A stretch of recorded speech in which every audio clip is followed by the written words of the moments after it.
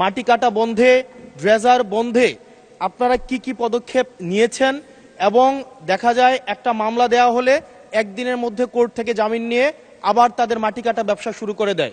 মাননীয় স্পিকার, বর্তমানে আমাদের আসন্ন পরিবেশ সংকট এবং পরিবেশকে সামনে রেখে মানবিক বিপর্যয় রোধে এবং কিছুদিন পরে আমাদের বর্ষাকাল রয়েছে, সেটি রোধে আমরা দেখতে পাচ্ছি বাংলাদেশের যতগুলো নদী রয়েছে, নদীর যেই চর এবং নদীর পাড় সংশ্লিষ্ট যে জমিগুলো রয়েছে সেখানে অবাধে মাটি কাটা হয়, সেখানে ড্রেজার দিয়ে মাটি কাটা হয় এবং সেটির কারণে যেই অংশটি থেকে মাটি কাটা হয় এর আশেপাশের জমিগুলো হচ্ছে আপনার বিপন্ন হয় এবং কৃষি উৎপাদনমুখী করা যায় না।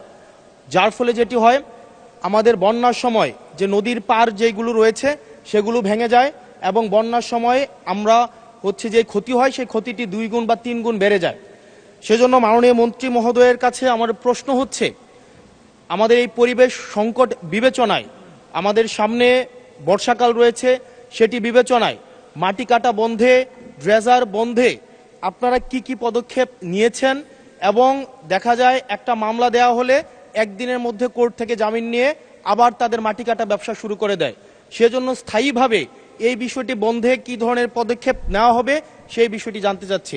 ধন্যবাদ। মাননীয় মন্ত্রী। আমি মাননীয় সংসদ বলতে চাই যে পরিবেশের সাথে মাটি কাটার একটা সম্পর্ক আছে।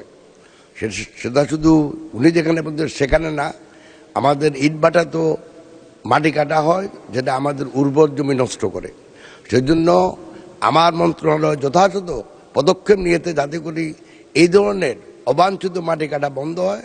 তবে ওনার পার্টিকুলার এরিয়ায় যদি কোনো সমস্যা থাকে দয়া করে যদি উনি যোগাযোগ করেন তাহলে আমরা খুব তাড়াতাড়ি এবং তড়িৎ গতির ব্যবস্থা নেব ইনশাল্লাহ।